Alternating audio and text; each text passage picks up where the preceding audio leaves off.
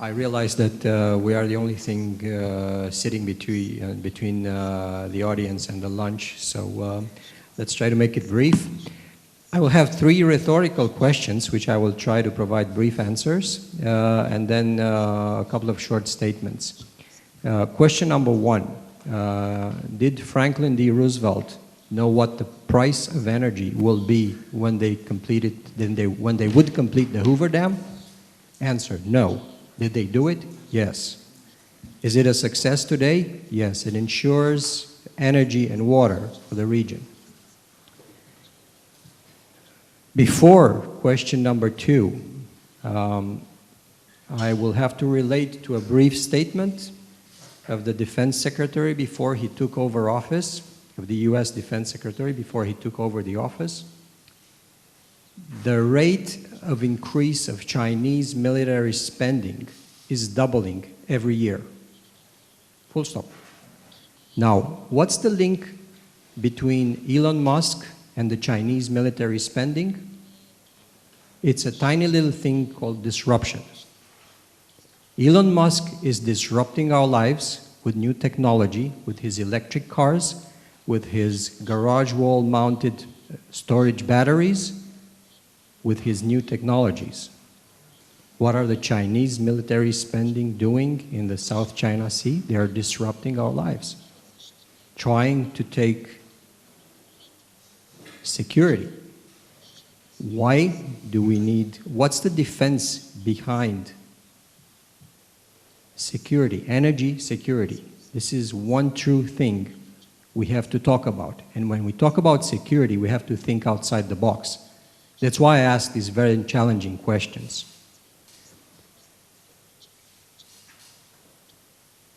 And my third question is, 20 years from today, how will we get to work from A to B, from home to work?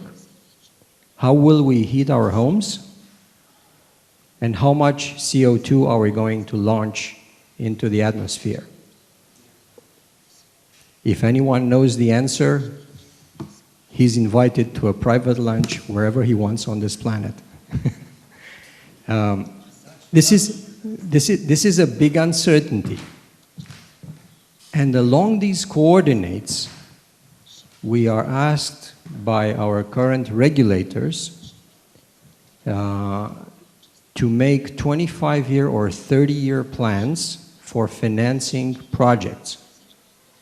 Projects which some of them will have to provide for our energy security and for our food security. But being at an energy conference, I will stick with energy.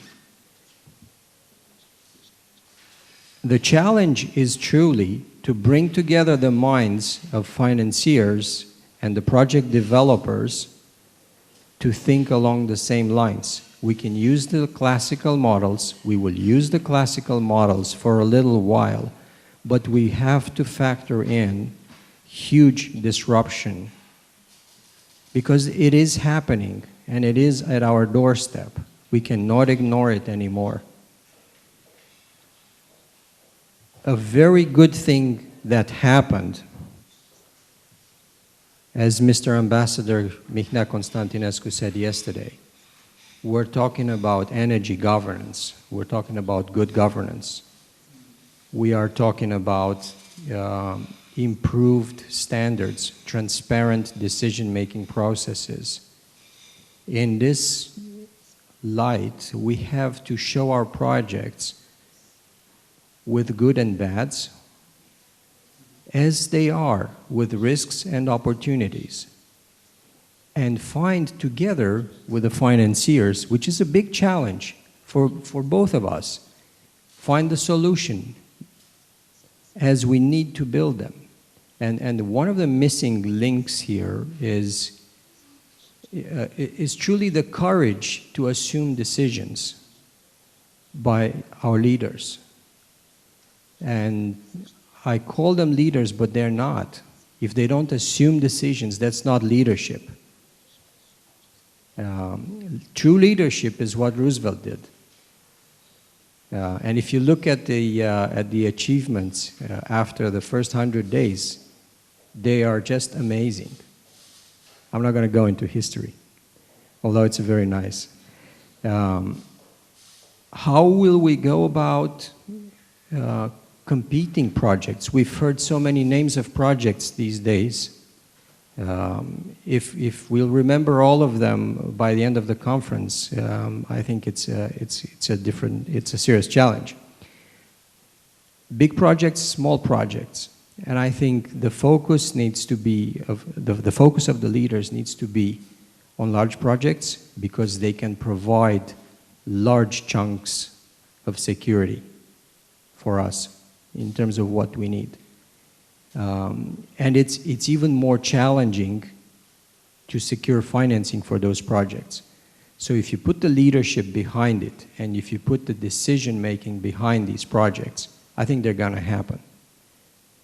Technology is disrupting, CO2 emissions are disrupting, and on top of this, it comes energy security. Now, just a few words about our project, which my panel colleague Cătălin mentioned. Tarnita is a storage project. It's an energy storage project. It's hydropower. It's proven technology. It's been around and it's been talked about for like 30 or 40 years, something like that. First time it was talked about, it was in the context of building the full 5-reactor nuclear power plant in Romania. And then in various contexts, now today in an even changing energy environment context, the project is in a lot more need from the perspective of renewable energy development. And as Cătălin said, these are highly unpredictable sources of energy.